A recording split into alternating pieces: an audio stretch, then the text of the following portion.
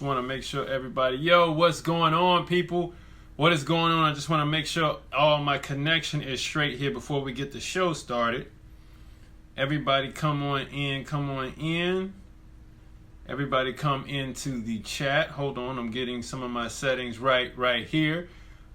Today is the second part of the grant of rights and advances. So I just want to make sure that everybody is in here. Let me make sure we get our station running here. All right, cool. Bet. All right. Hey, everybody. Welcome back to episode 5 today of the Music Money Makeover show. Welcome back. Today we're covering the second part of the grant of rights and advances in a publishing deal. All right, so everybody, welcome back to the stream. Everybody on IG, come on in. Everybody in Facebook, come on in. We're going to get this music business thing going. All right, so couple announcements really quickly. You can catch me September 19th at the Songwriter Social here in Atlanta, Georgia, at the Ponce City Market at the General Assembly building, or inside at the General Assembly inside Ponce City Market. That's September 19th. The event is free, and you can RSVP on Eventbrite. And later after the show, I'll put the link and all that stuff in there on my Facebook stream. And then also, if you also have to RSVP at this link, and it's sponsored by Fiverr. I wanted to make sure I said that. Sponsored by Fiverr. Anyway, all right. So that's September 19th. Okay, see you all then, September 19th at Ponce City Market. All right, also I have a new ebook coming. I hinted at this maybe last month, at the top of last month. The ebook is finally finished. I wrote it with you all in mind because so many people have had so many issues with like, oh, I didn't know I was supposed to register for this, or I didn't know I was supposed to register for that. So what I did was I created an ebook to show you everything that you were supposed to register for, and then at the points where you're supposed to, and then where you're not. Okay, so this is the type of thing that I'm doing. I think a lot of people write books about the basics of how to get your stuff registered, this, that, and the third, but they don't tell you when and where and how to do this stuff. All right, so this new ebook that I have coming out will cover all of that. It's called Music Money Makeover, The Setup. And I titled it like this for a series because at the end of the stream, I'm going to tell you where I'm going with this ebook, right? Because I did some things this past weekend at a networking event. I was at the BMI Awards last weekend, or last Thursday, here in Atlanta. The BMI Hip Hop Awards, they honored Brandy and a couple other people, and Sony Music took home the Publisher of the Year award, Sony ATV. So met a lot of people from Sony ATV. But I'm going to get into, and I'm going to recap what happened at the BMI Awards then. All right. Also, you can catch the podcast after the live stream every evening. Every time I do this show, it goes right up on Spotify. And I got a couple things coming later in the stream explaining the added programming that Spotify is doing around podcasts. So I think you all will really like that. All right. And then lastly, you all can follow me on Instagram at CaseyGraham_24 and at District 24 Music. And for those of you all who are right here on Instagram below with me, those of you all who are on Facebook, all right, you all can follow me on Facebook, and that's Casey Graham. Just search me there, or LinkedIn, Casey Graham. All right. You can find a lot of this information between Facebook and LinkedIn. And then for Instagram, a lot of the recaps will be there for you all. All right. So let's get into it. This is the last installment of the grants and the rights that are issued in publishing deals, and as well as advances. All right. So the first thing I want to hop on is, like last week, we jumped into basically a full-on publishing agreement. And basically what I did was I pulled out key points in a publishing agreement that I feel artists may have issue with, and so I wanted to come in and state that let's cut all the extra excess out and let's jump to the point. Here's one thing that I didn't say last week. All right. It's called a catch-all provision. All right. So check this out. Without a catch-all provision, the writer's royalties have the permissible basis to be collected from income sources not stated in the contract.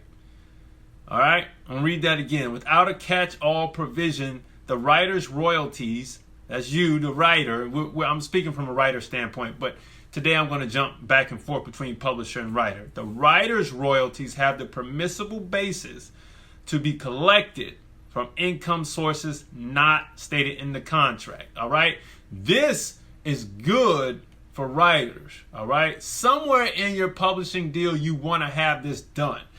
There's things that I'm discussing today pertain to this, okay? Because with the rollout of these story functions on a lot of these apps, and Spotify and Apple Music joining in to introduce their music into the story mode of the app, we have things where you can kind of, I can see months down the road where these promotions inside of the stories that average people do, like, hey, I want to share a song, and then it's a preview of the song. I can see labels coming and saying, hey, we need to get paid for this because this is exposure. Like, you can't treat this 15 seconds or this 30 seconds as promo if it's being shared millions of times. There has to be some type of minuscule fee associated with this, and that's publishing money as well. So as these new things start to come out, video games, app games, all this stuff like that, where it's focused in the phone, if that was not written in your contract, the catch-all, then that stuff could slip right underneath the rug and you might not be able to collect for that. Let's say if you signed a contract in a pub contract and you're just the greatest writer. You signed it in 1998, but you didn't have a catch-all provision in there. You could end up not getting royalties for the new stuff further down the road. So catch-all is very, very important. And it reads like this. It's very simple. People don't know it, and they can read right by it. It contains the words any and all royalties or rights collected. Just the words any and all or and all other rights. That's it. That's the catch-all right there. All right? And it's written, a lot of these contracts are written in plain English. It's just, you just have to know what you're looking for. You have to be savvy enough to say, okay, this is something that I need in here. I need to be able to cover all bases in a sentence. Okay, and if you don't understand this, fine. That's why you have a lawyer to take on all of this. All right. Couple more things. Collaborative royalties. All right. Here's something that I've explained to a lot of writers. When you have a bunch of writers and producers in a room, and you work on a song, and everybody's in it all at one time, you can't fairly assume that the producer will take 50%. And the reason why you can't do that is because everybody is putting in their creative input all at one time. This is what I like to call a Nashville split. All right. And you may have heard this term, doing your networking throughout the industry. This Nashville split is all people involved in the song split equally. All right. It's not divided. It's a total undivided copyright. Everybody splits equally. Okay. This happens when the authors of a joint work are co-owners of copyright in the work, and each author automatically acquires an undivided ownership interest in the entire work. This equal splitting of the royalties can cause friction if it is not stated on the split sheets from the beginning. Dividing splits equally may not be fair if the change is only a line or two. Okay? This is where people get it confused. I don't like this because people may come in the studio. You may have your homeboy, homegirl come in and say, oh, no, say like it's the red watch or it's the red something. Don't say black or this, that, and the third. Say red. And then they want to come in and get a piece. All right? People like that, you want to keep them as far away from the session for the simple fact that sometimes you don't do a Nashville split in a session. You end up doing a split where you say, okay, this person will get that, they'll get this, we'll get this. We're not splitting equally. Everybody will get a fair share based upon what they do. Now, a couple weeks ago, someone asked a question about, hey, can you get when should you do a split sheet? And my thing was either make notice that it's going to happen in the session before you start. Hey, we're going to do splits for this, and we need it done when we leave. Or at the end of the session, hey, we finished this work. We need splits here, okay?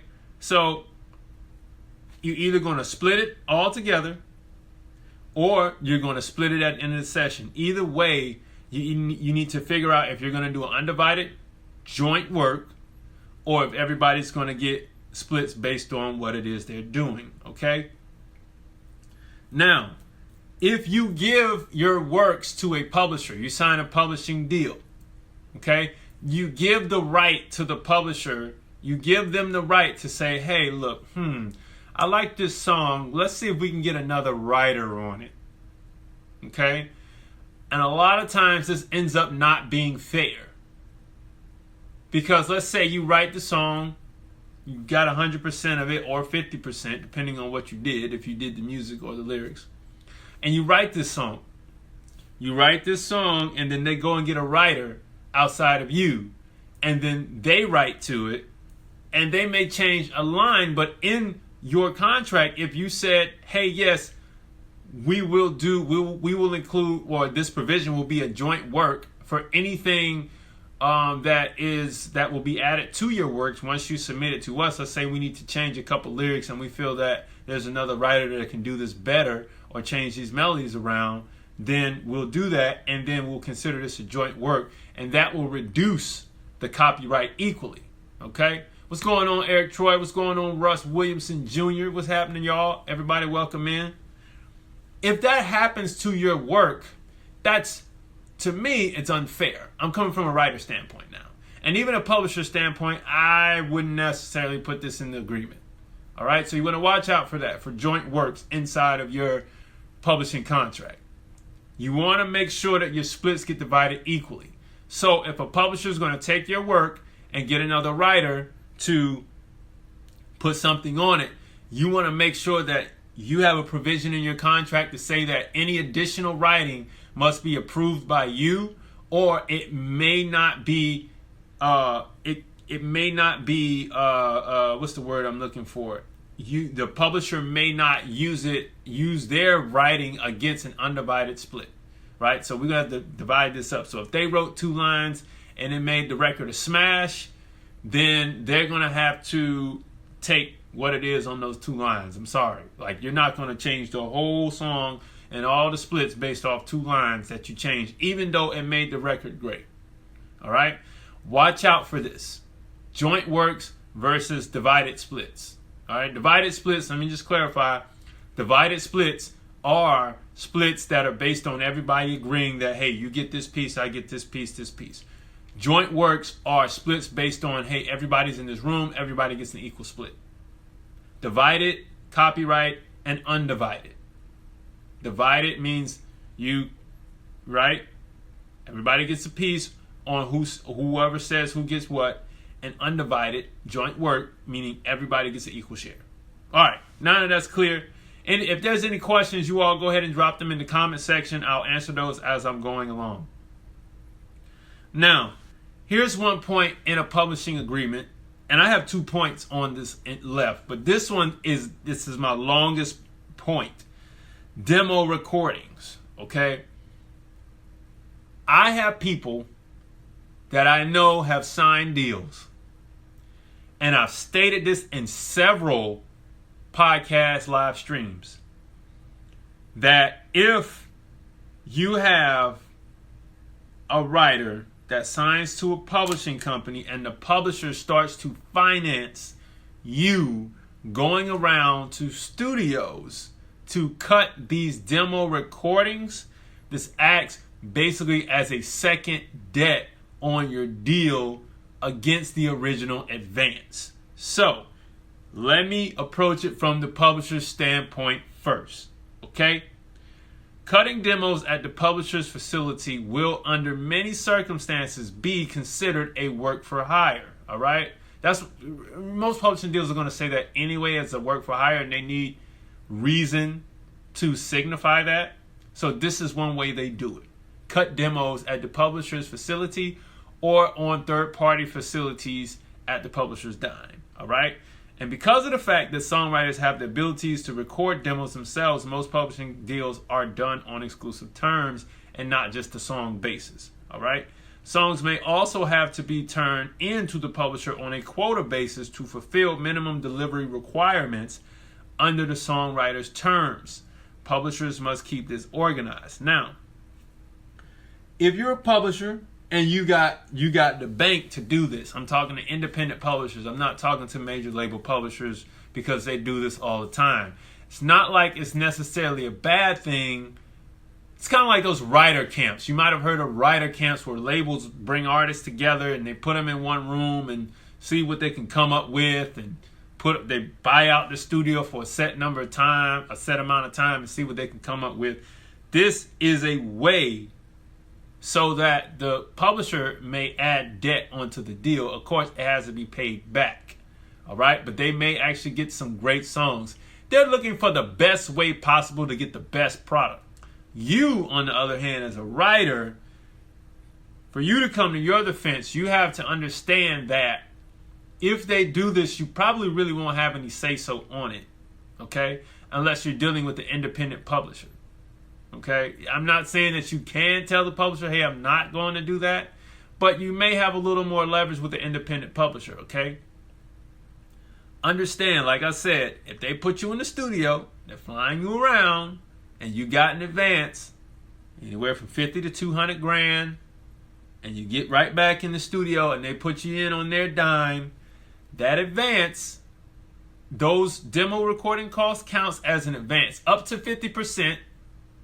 So let's say they spent $1,000 in the studio for one day for you to cut some records, then at least $500 is recoupable. All right, the publishing company will say, hey, look, we're going to debt you $500 out of the $1,000 we spent. And they're going to cross-collateralize that across your term. So you got 50 grand, and every month the publisher puts you in the studio, so you're making, well, let's say every week. They pay a studio bill for you every week, and the bill for you every week is $2 grand. All right? $1,000 a week you're adding up. $4 grand a month on top of the 50 grand that they advanced you. All right? And this $4 grand is cross-collateralized against all songs that get placed. Okay? Meaning that the $4 grand now has to be collected on top of the 50 grand against every song. All right? So this will keep your song debted to them for quite some time, because publishing money, even though it is big, it is long, and sometimes it takes a while for this stuff to be collected. Let alone, even if you fulfill your minimum requirement, right? You fulfill, let's say, whatever amount of songs they needed per year from you, they got and they placed them.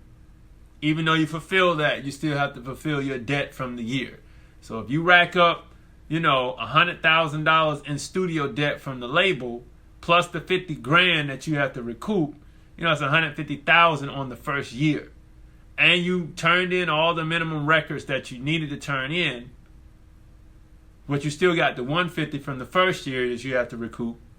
And then the next year, they're probably going to do another $100 grand in studio costs, depending on if some of the records blow up. If the records blow up, who knows? You might not be flying around so much. It just all depends, okay? All right, so now that was from the studio, that was from the publisher standpoint, okay? So let's combat this. How do we combat this as a writer? You're going to want to seek a fair portion of any revenues associated with the license of the music in synchronizations, TV commercials, music videos, online media, and the stuff that I was talking about earlier, like the I want to call it story music synchronization. It's something new, right? But if you're going to do, you definitely want to look for that equal share or fair share on the publishing, because if you don't, then the debt that you acquire on your minimum, delivery requirement, the debt that you acquire, I said, how do you circumvent this as a composer? Give me an example. What do you mean by composer? Like for TV and film or what? I'm only saying this as licenses. Because everything that a publisher does is a synchronization. It could, like I said, music videos, TV commercials, placement. Let's cut the word sync. I'm just calling it license. Period. On the license, because we have to consider the mechanical license. We got to consider the master use license. We got the synchronization license, right? We have all these licenses that need to be accounted for. So now you're going to want a fair share of that to come to you outside of what has to be collected, right? Because if they're going to put debt on stuff, then the licenses, the upfront money, needs to come to you, and you don't want that to be all dumped on the debt. So Eric, I need you to clarify, what do you mean circumvent this as a composer? All right. So I don't know if I clarified this for you or if I confused anybody on the chat, but drop more questions and I'll answer that, the best I can. So let me see if I can clear it up a little bit more or make it more simple for you. All right. So we got the debt on it. We want to seek better fees on our licenses. Okay. All right. So drop me a DM, and then we can do that. So we got a debt on the publishing, original debt, cool debt, whatever. That's what we signed up for. We got our advance money. We want to separate the licenses from the earned royalties. Maybe that may make more sense to you. Because if you can get license fees off of what was licensed and not have it all go to fulfill the debt, then you can get some money. But if all the license fees go back to the debt, then you will see no money at all but the advance money that you got. All right? And you want to really dig in and tailor this portion of the contract when it comes to demo recordings. This, for an independent publisher, I'm telling you right now, they're not going to run up the bill on your stuff. Okay? They're just not going to do that. This will be a major publisher. All right? But if you bought in some leverage from the get-go, they will be more inclined to place your records, and then you won't have such a high demo recording budget. All right?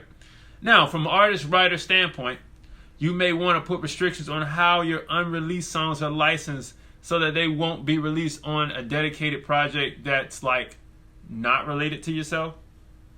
If you understand what I'm saying. So let's say you're a famous artist, you're on your second album, but you got recordings from the first album.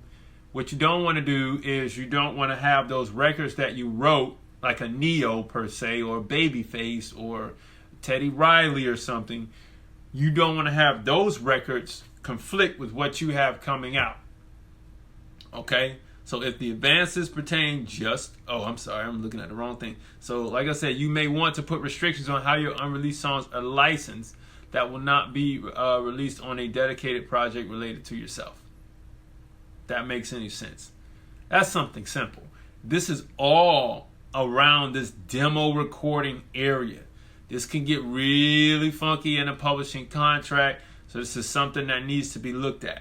I don't think that the publisher is in a wrong situation, especially a major publisher, when they're sending you out to get the best product possible. They have the pockets to do that, so they will do it. But also, I want to be sure that you as a writer understand that this is what's happening. So look for the best deal possible on this. All right? And then as an artist writer, you want to make sure that the records that you do under your publishing deal don't just go out like crazy to a bunch of people while you're working on your project. You want to kind of control the amount of records that go out from you as a writer and a major label artist. Okay? All right, now here's my last point on advances right here, because I said we will be discussing that. All right, so from This is the publisher's standpoint. All right, you'll lose money if you pay out on overall catalog advances, especially if your catalog is vast. That means processing costs are huge. I'm already running into this, and I only have 4-5 composers signed under me as a library company, and I'm already seeing the cost mount. So this is from all you publishers out there who get these blanket licenses, and I get it. Let's say my label has 25, my publishing company has 20 to 25 writers and or composers underneath it. And we have a catalog of 2,000 songs. That means royalties have to be accounted for 2,000 songs. Let's say maybe it's 3,000 songs. All right, and we do a license deal, a blanket deal. It is better to pay you out something or a small portion of it and put it on your next royalty statement than to just jump and give you a separate payout. Because this is for publishers. This is for my independent publishers on here. Because the amount of costs that add up to give everybody their payments on time, all right, across 2,000-3,000 songs, it just drastically just opens up. It becomes to the point where it just gets overwhelming. The operational costs are through the roof, and the operational costs may eat up the whole advance that you got or the license fee that you got. So it is best to pay the writer on the fact that, hey, look, we did get this advance, but we're going to base it off the royalties that you're going to earn from this license. So we'll do it back end, and then we'll pay for this to keep the company and the lights on and everything fully functional. All right? Just so you all as writers, you get the pain points of the publisher, and so you understand the justification of what's happening. Now, if this happens and you're a writer, if the advances pertain to just you, let's say something came in, you got a sync, you got something in a toy, something in a Hallmark greeting card, something in a commercial, and it's related to your song only, then the situation is different. In all fairness, it makes financial sense to you to pay you a portion of that advance, just like it is, and most of the time it's 50%. All right, on average, standard, whatever, 50% straight to you, the writer. Okay, but like I said, if there is an overall deal across the whole catalog, it is almost idiotic for a publisher to pay you out on that, and you get something like $2, per song. By the time they finish paying for all the fees and all of the back end services that they have to do to pay out every song and account for every song, it's crazy. Okay. So that's the last advance. It's called blanket license fees and license fees. All right. So that's for my independent publishers out there, and then also for my writers. All right. So let's talk about leverage, man. I wrote this ebook that I told you about in the beginning about setting up a self-published company. That's what it's about. It's about setting up the company so you can become self-published, but also knowing when to register what before what. All right? There's a certain time when you want to register your stuff at a PRO before you go and you register it with Harry Fox. There's certain numbers that you need to do other registrations. Don't register Sound Exchange before you register with BMI. Don't register Sound Exchange before the song is released. There's certain numbers that you need, ISWCs and ISRCs. This is what my book is about. Everybody tells you, hey, go register this, go get this account. Nah, man, like there's a sequence to this so it works right, okay? That's what my ebook's about. It's coming out. I'm getting it proofread right now. And then so for some of you all that are always on, go ahead and drop me your email. I'll give you the first copy for free. And I think when I put it out, I'll do something like for the first 24 hours, everybody can get it for free. You all, especially you all who watch all the time, you can DM me your email, and I'll go ahead and give you a free copy of the book before it comes out. And like I said, the main thing to this book is showing you how to set up a self-published company, when and where to register, and when and how to register. Okay, your songs and your albums. So everything is honky-dory, all right? Now, but let's talk about leverage, because this is, I've been thinking for a couple weeks. I say even before this ebook comes out, I got another one. Because the setup of it is great. After you set stuff up, then you're going to need some leverage. And how do you get that leverage? The main thing is networking. So I just want to, this is like a story time for me now. Because at the BMI Hip Hop Awards, I did something with The Room. It's like a pre-party mixer, right? Here in Atlanta. And I networked with a lot of people in the room. All right? Sometimes, you go get a drink or whatever, and you just roll through the room. Introduce yourself to everybody. Hey, how you doing? I'm Casey Graham, blah, blah, blah. What do you do? Let's get to the point. It's like speed dating. You got to speed date the whole room to see who you can find. Of course, you're going to see a lot of prominent people. A lot of people from Capitol Records. Hey, Charles, go ahead and drop me a link in my DM. Drop me an email. Sure, I'll shoot you a copy. All right? I met people from Capitol Records. A lot of people from Sony Records, because they were in the building because they won Publisher of the Year. So it was a great networking opportunity. A lot of prominent lawyers that I've already known, but it's good seeing their face. It was like a family reunion at BMI. And so these events, you want to get in and you want to network with these people. Now, creating leverage is all about the network first. Okay? And then once you network, you got to have a key point on what you're going to network with. All right? Whether, hey, I'm a songwriter, and when you get to the venue and you network, you have like your songs, like let's say a couple demo songs like in a SoundCloud or something, or someplace where you can quickly DM somebody. Okay? You got to just, hey, look, I'm a songwriter. I want you to check out some of my songs. Do you have an Instagram, LinkedIn, Facebook? Boom, boom, boom. Instagram, LinkedIn, Facebook. Where can I DM you? All right? Do it right there on the spot. Don't wait until you leave. Do it in front of that person. Because if they're not going to give you the number, then hit the DM right there in front of them. Bam. I met you at such and such. Here's a link to my songs. Can't wait to talk soon. All right? In this case, I met a lot of label people, so I waited until today to follow up with people. All right? I went from calling the BMI office in Nashville, calling the Sony Music office in Nashville, calling the Sony ATV office in New York. Bam, bam, bam, bam, bam. Follow up. It's all in the follow up. All right? Got emails back, got phone calls back.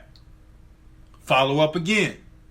That now you're creating leverage. You're putting yourself out there. But come with your information together. You don't have to be like, oh my gosh, I've had placements.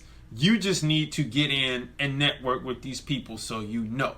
All right? And this book, I'm probably gonna have the best places to network. I'm going to give you the best places to network so you don't waste your time. All right? Tell you what cities are going to be best so you don't go to those places like, oh, such and such executive is coming to town, pay some money and let them go listen to your songs and tell you that they're good and then you leave. All right? These are called pitch sessions. I don't necessarily like them. Sometimes they can be a benefit.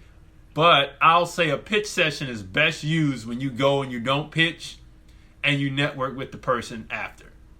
Because, Anyway, I'll throw that in, man. But really, I'll just give you kind of a spiel on where I feel the best places are to network right now. And then as I write this book, it'll come out and you'll know. So for music, if you're in the States, the best places to network would be LA, Nashville, New York, Miami, and I'm going to say Atlanta. I mean, of course, Atlanta. I know that if you're with BMI, New Orleans their chapter is very active in New Orleans. They do a lot of events in New Orleans, and I'm surprised.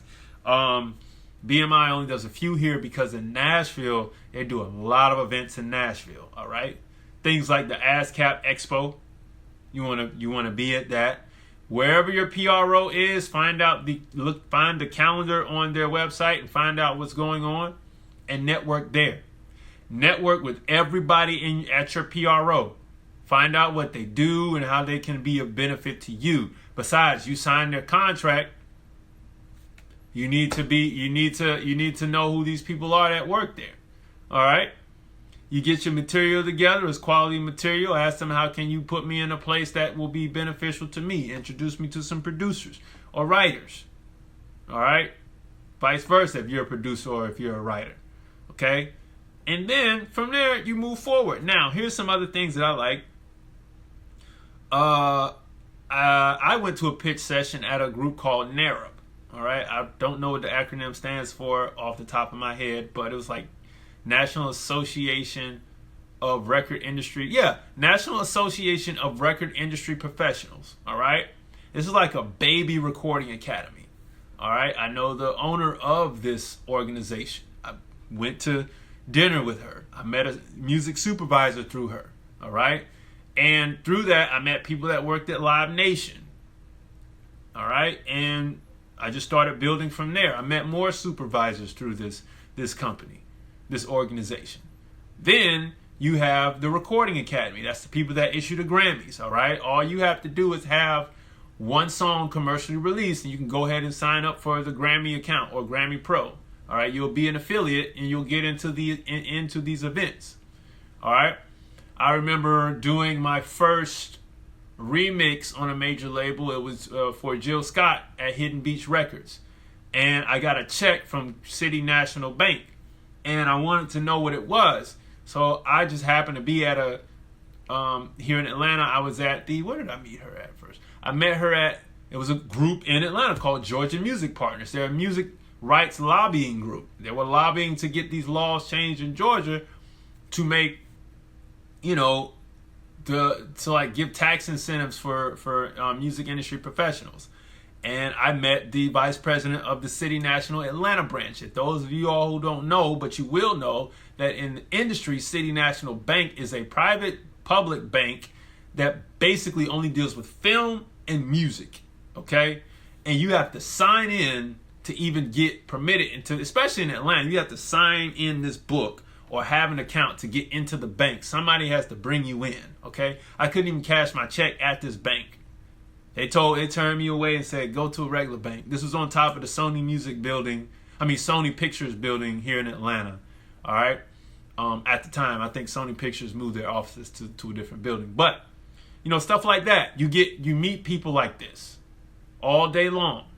All day long at these events. They're not exclusive, but they do have some fees to get in these organizations. Kind of like a fraternity. But these things I'll put in a new book. I just wanted to give you some insight on how you create leverage at networking events. It's not always at a club. DJs don't always want to network with you at a club. They really don't. If you're a writer, you need to be with producers. If you're a producer, you need to get with some writers. If you're an artist, you need to get with producers and writers and then some DJs. Okay? So I want to explain, after you set up your company, how do you get some leverage from there? All right? And then from there, it's on your creative ability to say, okay, let's build. All right. So enough of story time with me. Let's jump into some news, man. So Spotify is just really making some waves here. Really making some waves. So here's the headline. This happened over Labor Day weekend. After a false start, Spotify quietly expands music sharing into Facebook stories. Now, I've been talking about this the whole time. Well, not the whole time, but in between this stream, I've been talking about this. 15-second previews. We know that Spotify already has stuff on Instagram, but to see them sneak it back in on Facebook says a lot. We know Apple Music is sitting there waiting and watching. And while they are, independent publishers and libraries like myself are looking at this, and I'm wondering, how can this be a benefit to me? That's why it's important to read music business news. I read digitalmusicnews.com and Music Business Worldwide. Billboard is a little bit catered to the consumer, but I like to dig a little deep. Hits Daily Double, stuff like this. This is good stuff. All right. Now, with this type of move right here, it makes it easier to share songs on two platforms. This is why when Spotify is coming in to this next thing, it makes it all the more, it just makes all it just makes sense that if they're going to introduce their music into Facebook stories to get you back on Spotify, then when they introduce the stories and it comes out of beta, all right, into the general public's hands and putting stories directly on Spotify, this is going to prove to be very beneficial to the artist. So I'm watching this and I really want to see where this goes. All right. Next thing, some more Spotify news. Spotify is testing an in-app feature to create podcasts using Anchor.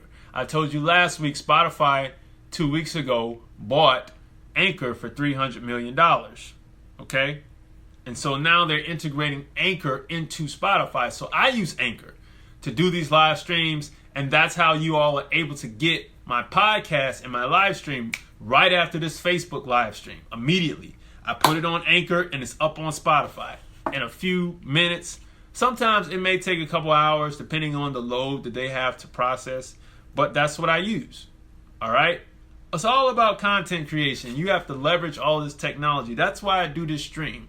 I want you all to be informed, and I want you to know when some of this technology comes out. You got to know this stuff, man. All right. A new thing that's out from Sony Music. First of many, Sony Music launches a Facebook instant game with Rick Ross. This one I had to chuckle at when I was reading. So basically, some people who love rap music knows that Rick Ross just dropped an album called Port of Miami 2, a sequel to the first Port of Miami that came out a few years ago, or maybe 6-7 years ago, something like that. The game is based on, as you know, Rick Ross owns a lot of Wingstops, so it's like just a quick little attention getter app where you're riding through the streets of Miami and you're collecting like lemon pepper chicken wings and Rolexes to get to the next level, and the little car is moving faster and faster while you're listening to the music from the album. I don't know how this equates to actual money, unless, let's say, something like a Wingstop puts in a sponsorship and other. I mean, this can go it has many different levels to it. So games around album releases are ways that labels can provide a totally interactive experience around music. The game is really changing out here, and I think that we're in the middle of a new music boom.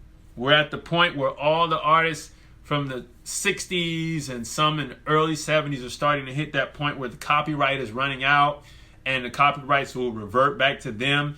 Very critical time. Everybody's buying copyrights to see who's going to do what. You've got technology booming. So it's like the old age meets the new age, and a lot is converging now. So I think this is a very pivotal moment for the music industry, and people should really watch out for everything that's going on. All right. I like this. I mean, I haven't tried the game, but I'm going to get it and play it. Like, it makes me want to get some lemon pepper wings. So shout out to Sony Music and Rick Ross for creating this video game around the release of the album. All right. So, quick announcement again. Like I said at the beginning, you all can catch me at Ponce City Market in Atlanta, Georgia at General Assembly. I will be speaking on exactly what I do here. Publishing, getting yourself established as a self-publisher, anything with producing, songwriting, all that stuff. I'll be giving out so much information around this. This event is called the Songwriter Social. It's a free event sponsored by Fiverr. You can RSVP on eventbrite.com. I will put the link in my Medium page, and I'll put it up on Facebook as well. Once I get the flyer, you all will see it. Come see me here in Atlanta. Don't be shy. Get this knowledge like I give it to you online. I will see you there. That's September 19th, 6 to 8 p.m. It's free. Fiverr.com is sponsoring the event with refreshments sponsored by them. And then you can RSVP at the Eventbrite. Like I was saying earlier, the new ebook is coming soon. It's called Music Money Makeover, The Setup. All right? Helping you get your publishing set up as an independent artist so that you can leverage yourself up to a major publisher, okay? So that you can do things a lot more organized to get a major publisher's interest in you. All right? And lastly, you all can follow me on Instagram at CaseyGraham_24 and at District 24 Music on Instagram. Don't be afraid, DM me there. You also can find me on LinkedIn and Facebook. Just search Casey Graham and I will show up. Okay? Any questions? I'll take any questions right now. You know what I'm saying? It doesn't matter. Just drop me a couple questions. I say, yo, what's up? What's going on? What's happening on Instagram? So I'm streaming both of you all at the same time. What's going on Instagram? What's going on Facebook? Everybody drop me some questions. I'm still on kicking it with you right now. How many followers do I have? I have enough people that will want to get this knowledge, but I don't have too many. I got like 1,400. But I'm only concerned with people getting this knowledge and going to the next level with it. And if people want to help me increase my followers, then share my recap videos. You know what I'm saying?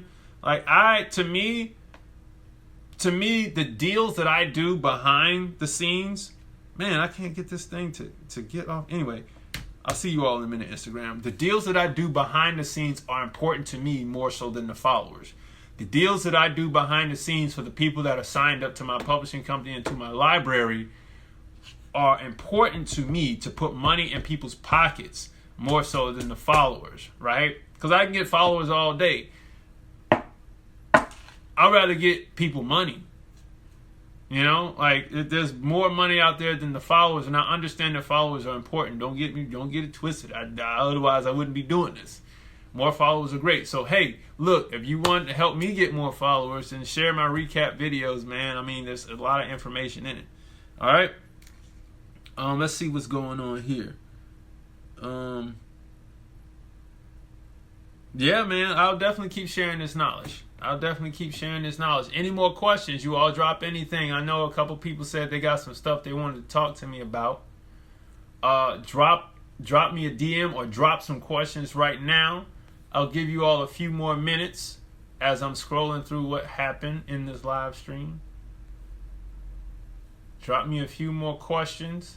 I will read them. I will answer them. It could be about anything. It doesn't have to be about publishing. Publishing is where I spend my time. But you all, look, I'm a producer as well.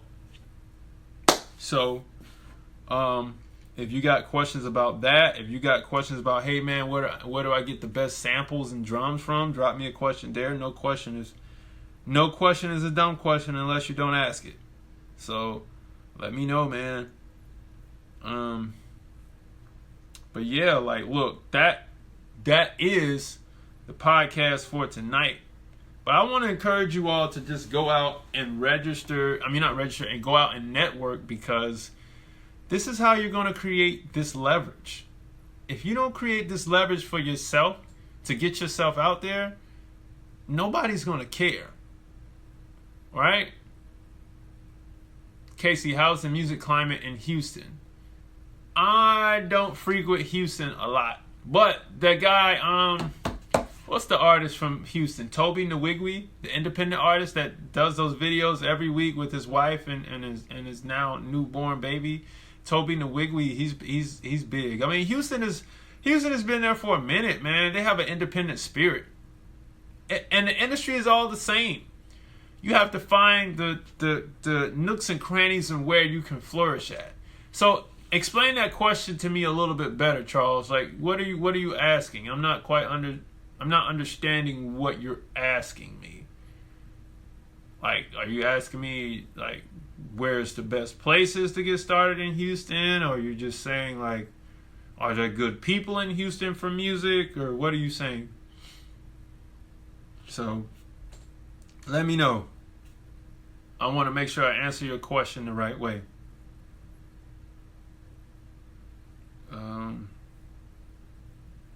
If you're still on. Yeah, so what, so you're saying what? I don't really know Houston's market like that. I know Atlanta's market. You know, I can tell you this, every city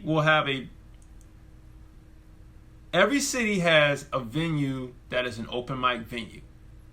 Every city has a place or events where they will do what I explained earlier called pitch sessions. Every city will have a place where you can network with music industry professionals. That's radio DJs, publishers. I guarantee you there's a music publisher in every decent major city in America. All right? They're on LinkedIn. I mean, you really got to do your research out here. And if you want to find the top people in Houston, then dig. I would start on LinkedIn. Houston publishers, Houston record labels, and execs. And I would just look. That way you can target who you want to speak to. All right? You don't have to go kiss all these frogs to find the princess, you know? You don't have to go through all these castles trying to save the princess, but you find Toad sitting there jumping up and down at the end after you kill so many Bowsers that keep coming back to life. You know what I'm saying? Like, target where you're going to find, where you're going to go and do your networking. Target the people that you want to talk to. They'll answer, man. Like, just email until you get an answer.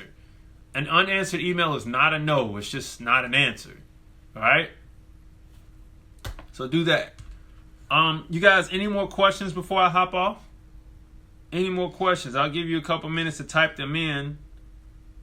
Man, Instagram is not cool for live. Like, you can't even, I'm trying to move all the comments around. Any more questions before I hop off? If not, I will see you all next week. All right? And then what we're going to do is we're going to dig into publishing on a micro basis. All right, I got a long series planned out when it comes to licensing and publishing, because publishing is the reason why record companies exist. All right, I'm currently flourishing in San Francisco, LA, but wanting to scout in Houston. Are you moving to Houston? Or are you just wanting to expand in Houston? Is it like what type of music do you make? That's the question. Is it like a California funk, bass, hip hop type of thing where the bass can translate to the South?